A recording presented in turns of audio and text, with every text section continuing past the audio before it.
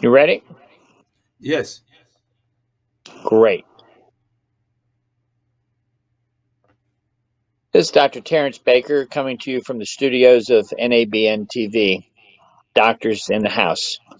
Today, we are going to discuss a breakthrough in science that will change the world forever.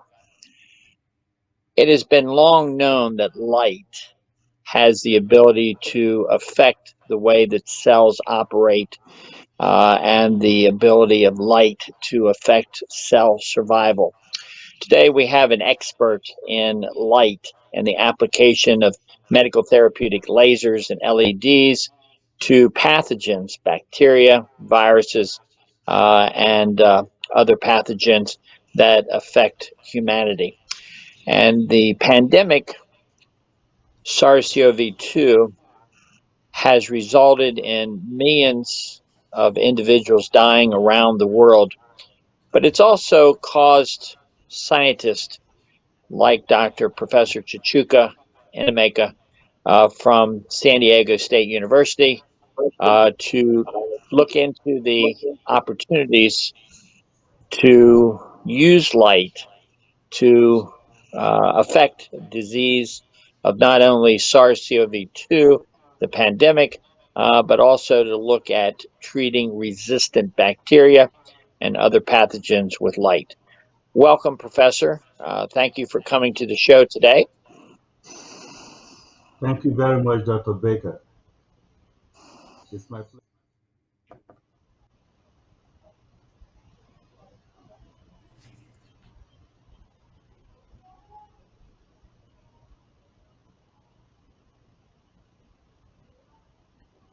Moses.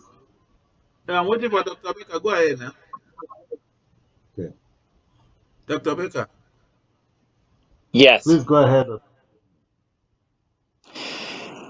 yes, Professor, I know that you have spent your life working on the applications of light to cells and the treatment of medical conditions. Can you tell us a little bit about the history that has gone into your research? Thank you so much, Dr. Baker. We became involved in the use of light for treatment purposes way back in 1986. At that time, uh, news had emerged from behind the Iron Curtain separating the East and the West, East and Western Europe, that is, that people were using light to treat different conditions in places like Hungary, Russia, and the old Soviet Union, so to speak. And we then began to do experiments looking at the effects of different wavelengths of light.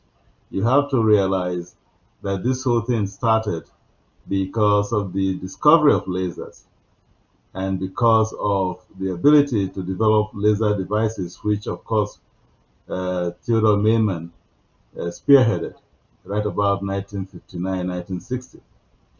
And so in the early 60s and into the mid 60s and late 60s, the Russians, the Hungarians, and other Eastern Bloc nations were already using this to treat and to accelerate the healing of wounds.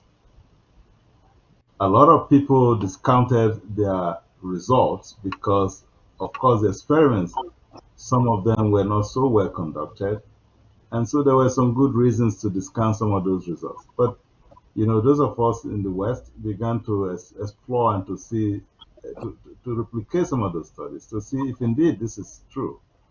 And lo and behold, we found that, yes, near infrared light, red light can stimulate healing of tissues. Moreover, they can also stimulate pain relief.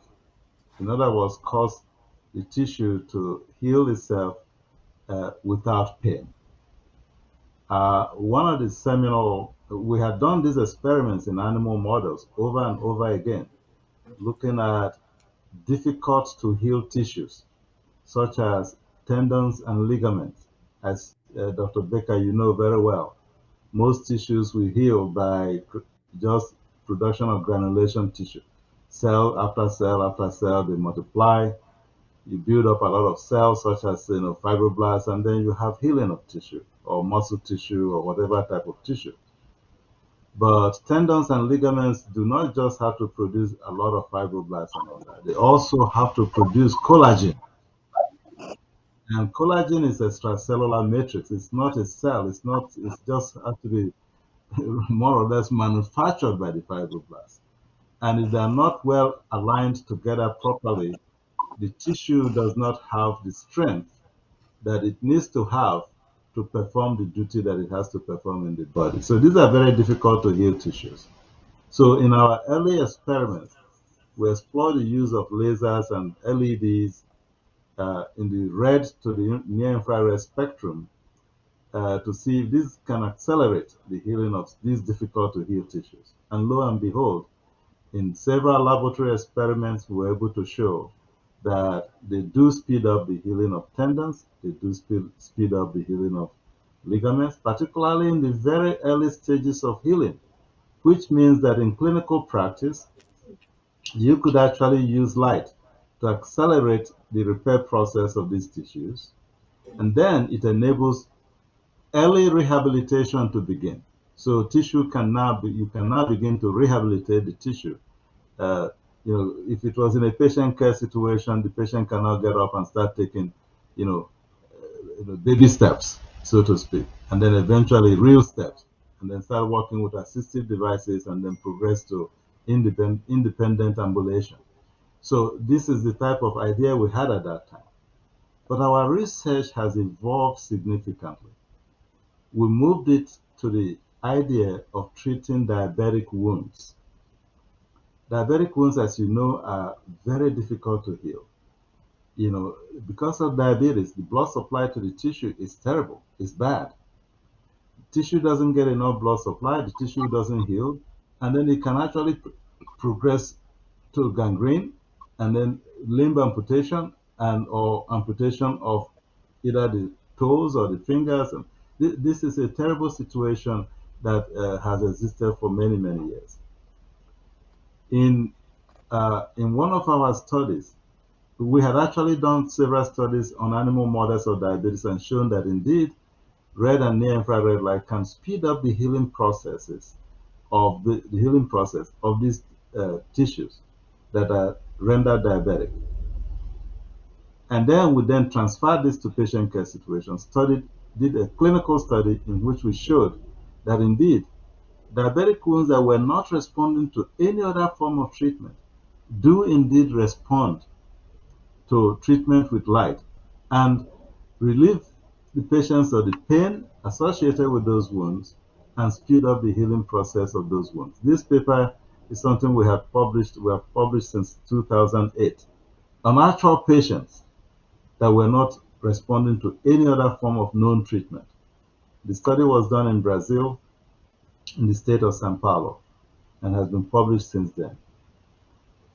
As you know, I've been in this field for over 30 years, but probably 35, more than 35 years now. So each time we hear of problems arising in different areas of medicine, we'll try to explore the possibility of using light to actually treat such conditions. A vivid example is the fact that we moved away from red and near infrared light to the use of blue light to address the problem of resistant bacterial infections, multi-drug resistant bacterial infections. As a matter of fact, in the year 2007, the Tribune, this is October 7, 2007, the Chicago Tribune reported people, for example, were dying from methicillin staphylococcus aureus infection and people dying from HIV/AIDS. That is a very serious problem because right about 2007, HIV/AIDS was actually a very serious problem worldwide. To now have another disease that is even more serious than HIV/AIDS, that told us that something serious was going on and that something needed to be done. This bacteria has been resistant to all known antibiotics, not responding to it. Then decided to explore the use of light in the blue spectrum.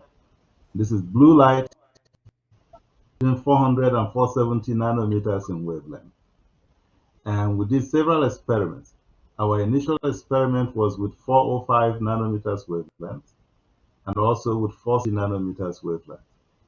And we showed that both the hospital-associated strain of MRSA, methicillin-resistant staph aureus, community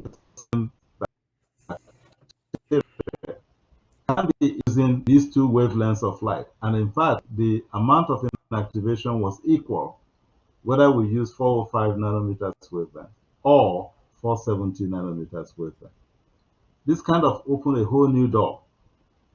Previous to this time, I have to point out, people had tried to inactivate bacteria, but they were using blue light along with exogenous photosensitizers. An exogenous photosensitizer is a chemical that you have to now bring from outside and add to the bacteria colony and now irradiate with the blue light. And everybody thought this was the only way to do it. We came along and showed that you really do not need an exogenous photosensitizer in order to inactivate bacteria. We showed clearly that we can inactivate bacteria without an exogenous photosensitizer, just using simple LEDs, inexpensive LEDs that are ubiquitous and available everywhere, that we can inactivate bacteria. As you rightly mentioned, Dr. Baker, with the outbreak of SARS-CoV-2, COVID-19 pandemic, people now began to think of what other things we can do.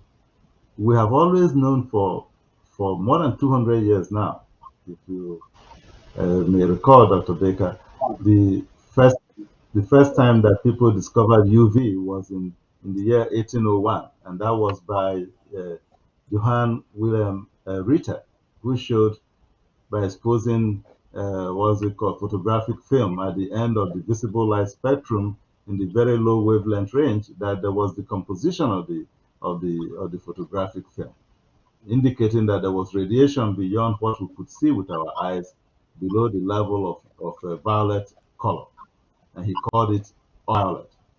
He rightly called it ultraviolet. Okay. Since that time, 1801, people have explored the use of UV for antimicrobial purposes, and they have shown that UV is indeed antimicrobial. It can inactivate viruses, bacteria, and all sorts of germs. And it has been used as a germicidal in industry, in most laboratories, and in research institutions. So when this SARS-CoV-2 came along, everybody said, "Oh my God, we could use UV to clear this whole thing." Of course, UV will clear things, but we also know that UV is carcinogenic and can actually cause cancer and a host of other problems in the world. So Okay, we cannot Professor. deploy UV publicly. Yes. Dr. Baker, you need to ask questions because we only need 30 minutes for this show. Dr. Yeah. So Baker. let me round up this. Let me round up this, and Yeah, then you because can then. what I will do, So then I want you to round I up with want to this. round up. Okay, go Let me ahead. round up right away. Just give me a second. So we know that UV is dangerous. So we then decided to explore the use of blue light. Since we know that it can inactivate bacteria, we thought it might inactivate viruses as well. And so in more recent studies, we've been studying, looking at the effect of blue light on viruses. Yeah, so I think it's an important point to realize that light has the ability to inactivate bacteria, and you have published widely different types of bacteria that can be affected and can be turned off or inactivated. My understanding is very exciting that you've now taken pulse blue light and you've applied it to viruses, and you found that viruses also can be turned off or inactivated using pulse blue light. What do you see the next step in terms of the road forward, not only in this pandemic, but in terms of future pandemics and in terms of resistant viruses and resistant bacteria? So, uh, thank you very much for that question. We have actually shown in the basically, let me go back a little bit. In the course of trying to inactivate bacteria, we stumbled upon the fact that pulsed blue light, which is different from continuous wave blue light, can be 40 to 100 times more effective in inactivating bacteria.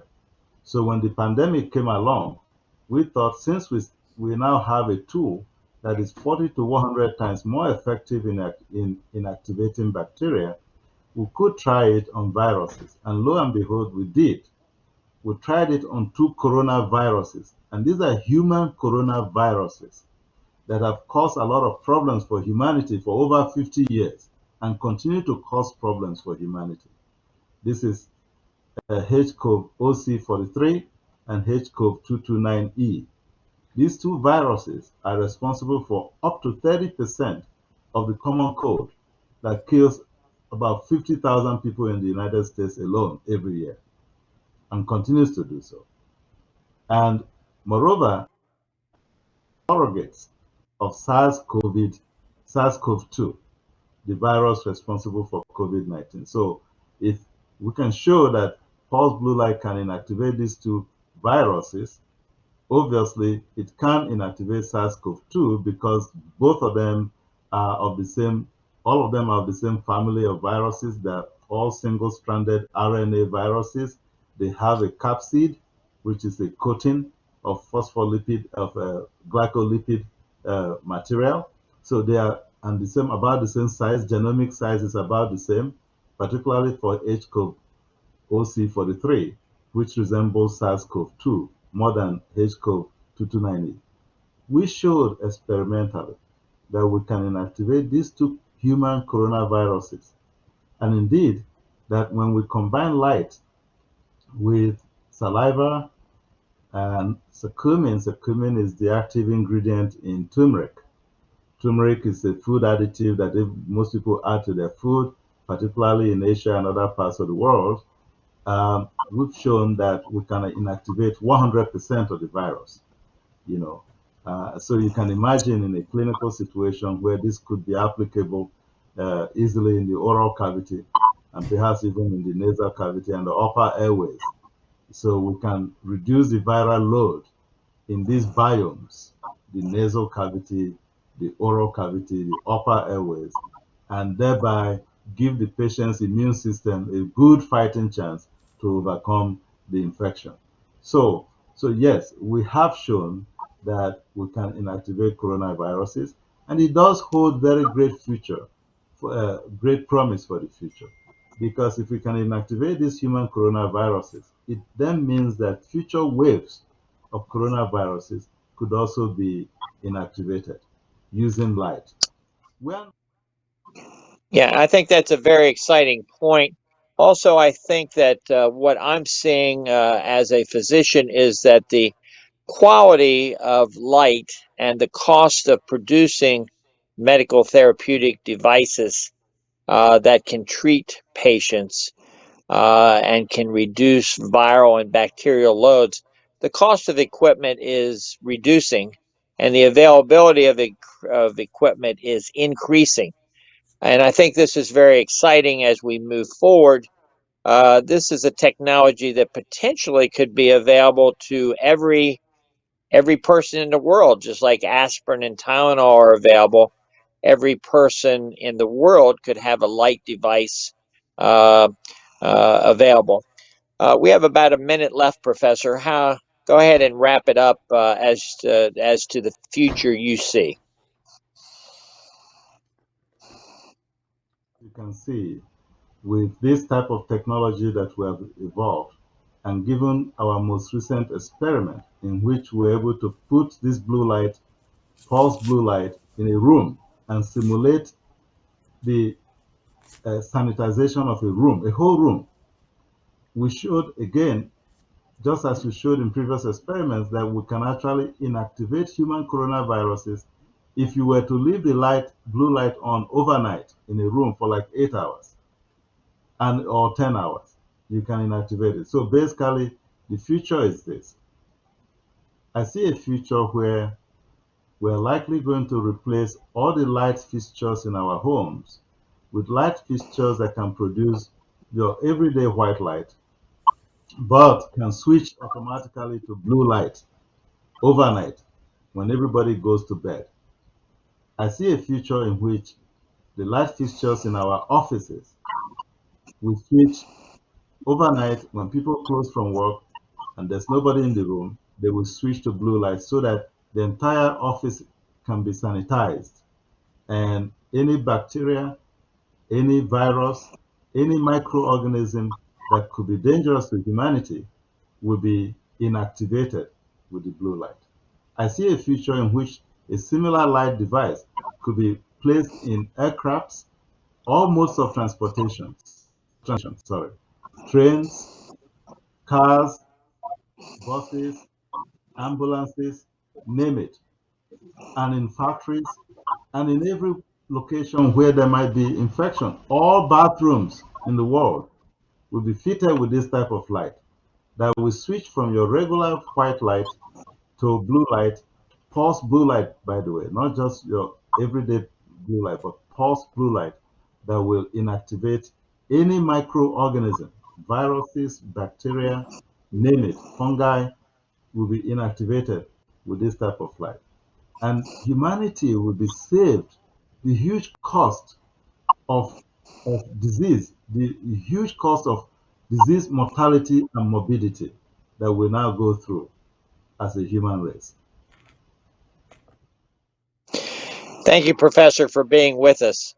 This new science that you are moving into the future through you and your team at San Diego State University is very exciting. The applications are endless, not only in our homes and our hospitals, but also around the world in agriculture and industry, even the space program. NASA could use this type of science as they journey to the moon, journey to Mars, and other parts of the universe. The technology really can be applied in so many different environments, and particularly with this silent pandemic going on, uh, with resistant bacteria growing and causing hundreds of thousands of deaths per year, according to the World Health Organization. And of course, the pandemic SARS-CoV-2 and its mutants continuing to cause an ongoing pandemic. This new science offers, I think, viable solutions that, when utilized by physicians around the world, could be part of their black bag, they're part of their toolbox, and something every family could use as we move forward. So I want to thank you for being with us today and bringing us up to date on this new science. We'll have you back soon. I know you're going to be publishing some of your results soon, and we'll want to have you back to discuss those published results on the application of pulse blue light and the controlling inactivation of viruses and bacteria. So thank you for being with us. This is Dr. Terrence Baker, NABN. Doctors in the Thank you house. so much. Thank you so much, Dr. Baker, for having me on your program. I'm actually so delighted that you found this appropriate for us to discuss today. The application of light is endless. It is eco-friendly, unlike the chemicals we use today to disinfect.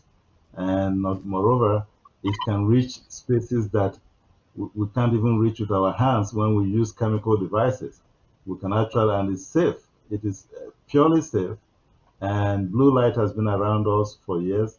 The amount of blue light we're talking about using pulse blue light is actually less than what people will expose themselves to when they go out to the open sun. When they go out to receive sunlight. So this is actually a very useful, valuable tool to have in the doctor's toolbox. Thank you. Okay. Gentlemen, Doctor, can you hear me? Yes, I can hear you. Dr. Baker, can you hear me? Dr. Baker, can you hear me?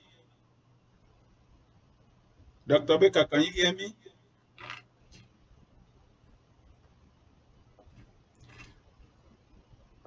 Dr. Baker, can you hear me?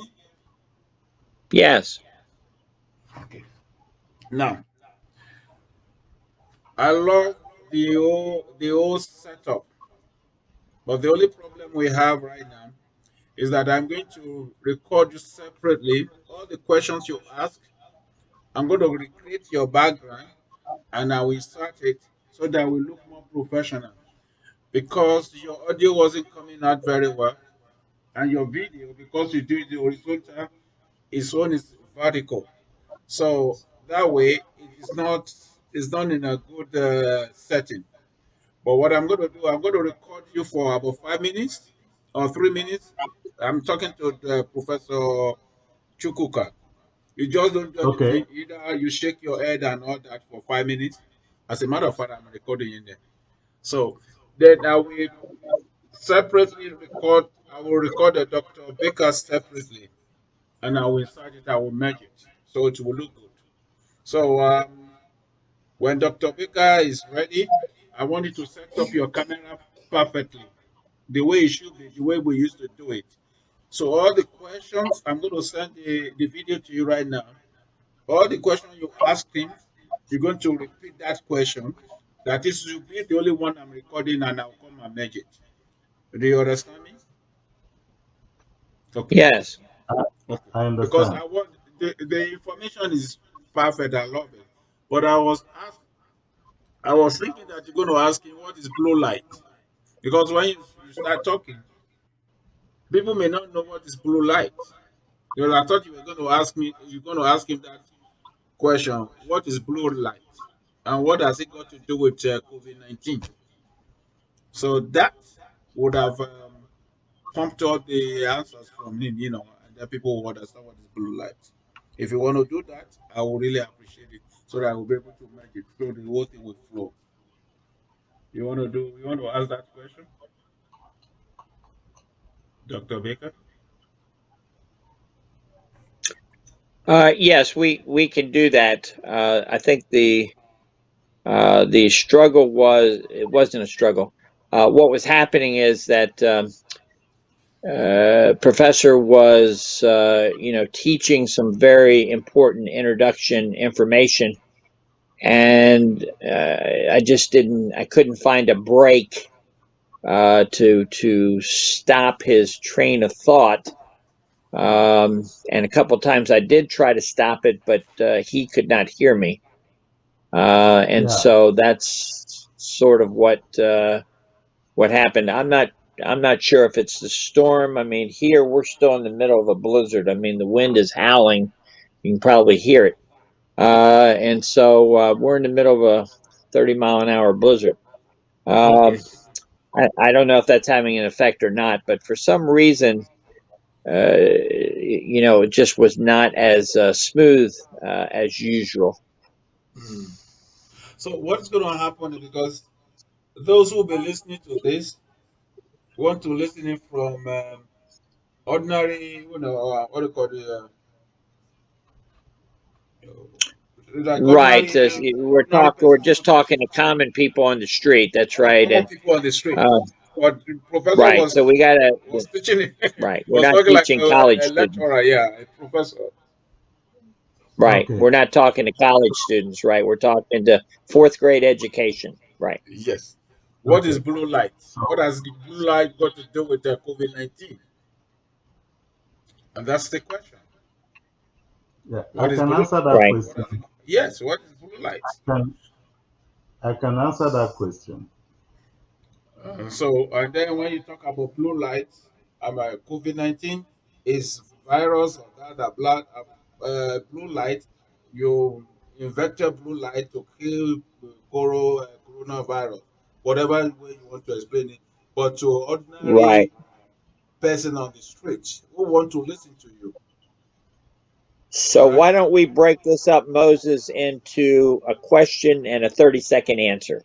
A question and a 30-second answer. A That would be question and great. a 30-second answer. Okay. That's fine. So I'm going to start with you, Dr. Baker. Okay. You ask your question and Professor will answer it. Do you want me to do an introduction again, or you're okay with the introduction? We will come back to that introduction later.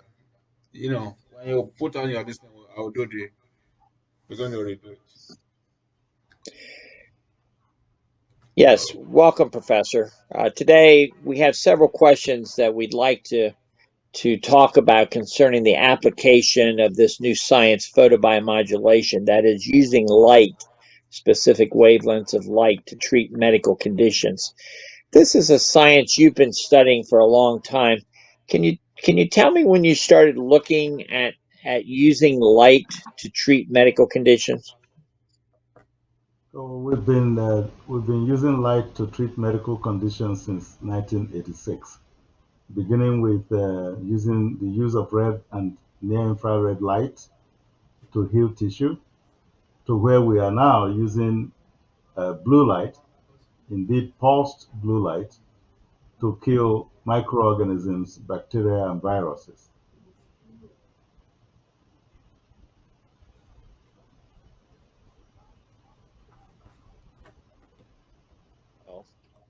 Can often be used by physicians to treat different medical conditions. And there's three specific types of light that you use in your labs, as I understand it: red light, blue light, and invisible light called near infrared. Can you tell us a little bit more about light? Sure. Dr. Baker, the near-infrared light is invisible. It is light beyond what the eye can see. Technically, those who are scientifically inclined will say that near-infrared light is light that has a wavelength between 700 and 1000 nanometers, for those who are scientists. But it is invisible. It is beyond the red end of the visible light spectrum. We have also used red light. Red light is simply red light, light that is red. It can be produced by your everyday light bulb or by LEDs or by lasers. We have also used blue light, and blue light is nothing but light that is blue in color, and it can be generated by your everyday light bulb or by LEDs, micro LEDs, and nano LEDs, and also by laser devices. So when we say blue light, we're talking about that is blue. When we say red light, we're talking about light that is red in color. And when we say infrared, we're talking about light that is invisible. You can't see the color, so we think it's colorless. And that is usually beyond the red end of visible light spectrum. Yes. Now, in your research, it's my understanding that you started using red light and near infrared light to treat certain types of medical conditions. What types of medical conditions did you find that red light and near infrared light were successful in treating? There are two broad areas of application. Two broad areas of application: tissue repair and pain relief. We have used red light and near-infrared light to heal tissue in experimental laboratory animal models and also in clinical cases of human diabetic ulcers that did not respond to any other form of treatment, but did indeed respond to treatment with red and near-infrared light. Uh, that's where red light is applied: pain relief and tissue repair. We have also done a meta-analysis of the literature spanning over literature that had been published since 1967 until I think 2008. And we showed very clearly that the literature clearly supports the use of red light and near infrared light for tissue repair and for pain relief. More recently, we have shifted our attention to the use of blue light. Again, this is slide that is blue in color, and we are shown that this blue light is antimicrobial. It kills bacteria, it kills viruses, and various other organisms, microorganisms. Yes, and blue light, as I understand it, is very effective in treating bacterial infections and viral infections. And you, in the laboratory, have been able to demonstrate that repeatedly. Can you tell us a little bit more about blue light and pulse blue light and its application of treating medical conditions? Yes, when we began this line of work, we used what we refer to as continuous wave blue light. So continuous wave blue light is light that just is emitted in a continuous fashion, as opposed to pulsed blue light, which is pulsating. So it's pulsing and pulsing at a certain rate. Uh, our most recent finding with bacteria is that the pulsed blue light is more effective. We refer to this as PBL, pulsed blue light. It's more effective in inactivating bacteria and now viruses than your continuous wave blue light. So we have demonstrated over and over again that both gram-negative and gram-positive bacteria all respond to, to being inactivated with pulsed blue light. And in our most recent experiments, we have shown that human coronaviruses also respond to pulsed blue light. So they are inactivated with pulsed blue light. The inactivation of human coronaviruses is significantly enhanced if one were to add saliva and curcumin to the treatment. So saliva is of course found in the oral cavity. Curcumin is a food additive which comes in the form of turmeric. Turmeric is used widely all over the world, particularly in Asian countries. And what we have found is that it is a photosensitizer that enhances the effect of blue light. So, yes, blue light is antiviral, it's antimicrobial, and also it is antifungal based on published research works. Thank you. What do you, Professor, what do you see the road forward? We only have a couple minutes left in our show today, but the road forward, that is the use of pulse blue light and its application of bacteria that's resistant to antibiotics, to viruses that are resistant to antiviral medications. How do you see pulse blue light being applied to assist physicians be part of their black bag to move forward? So we have shown in the laboratory very clearly that we can inactivate human coronaviruses uh, in the laboratory environment, and that if we add saliva and or curcumin, which is the active ingredient in turmeric, that we can wipe out 100% of these human coronaviruses. That experiment was intended to simulate what could happen in the oral cavity if we were to put a blue light device in the mouth of patients with coronavirus, and that such blue light acting together with saliva will significantly reduce the viral load. And indeed, if you were to add curcumin to both the saliva and the blue light, you could actually eliminate the coronavirus in the oral cavity. That's what that experiment was intended to do.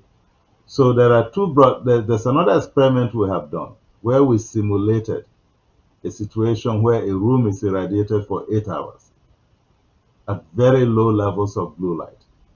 And we showed in this experiment that we can actually significantly reduce the amount of coronavirus in this case, human coronavirus in this case, within the room. So basically, there are two broad areas of application. We see the application of blue light in patient care situations where we could reduce the viral load and allow the patient's immune system to now suppress the infection completely. We also see a second area of application where we're now using it to sanitize the environment, to disinfect the environment of viruses, bacteria, and other deadly microorganisms. And this environmental health area of application could involve the use of light to disinfect airplanes, uh, cars, trains, all modes of transportation that you can think of, buses and so on, ambulances and all that, and disinfect homes, offices, everywhere we think that, and factories, by the way, everywhere we think that this virus might be, we can use light to disinfect it safely, efficiently, and even more importantly, in a manner that is eco-friendly, unlike the use of chemical disinfectants, which, as you know, are not eco-friendly. And unlike the use of UV light, ultraviolet light, which is carcinogenic and can actually cause damage to humans. So we see a future in which most home light fixtures will be replaced with pulse blue light technology based lighting systems that will generate the regular light, white light, and then overnight turn into pulse blue light. And the same could be applied in factories, offices, uh, modes of transportation such as trains, ambulances, cars, buses, and so on and so forth. Thank you, Professor. We thank you for being with us today. We welcome this insight. We look forward to having you back on the show soon as your research continues forward. And I know you're working on publishing and releasing some of this information to physicians and your colleagues around the world. We look forward to having you back soon. So thank you very much, and have a good day. This is Dr. Terrence Baker, Doctors in the House, your host, NABN TV. Have a good evening.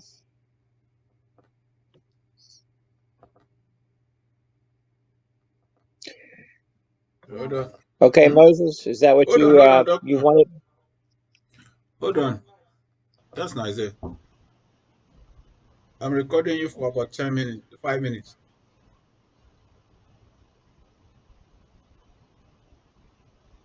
You can shake your head and move later. Dr. Chukuka, Yes, you can move your head as if you're listening to, okay, as if you listen to Dr. Baker. okay.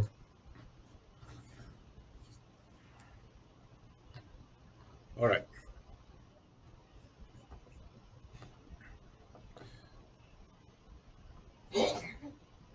Oh,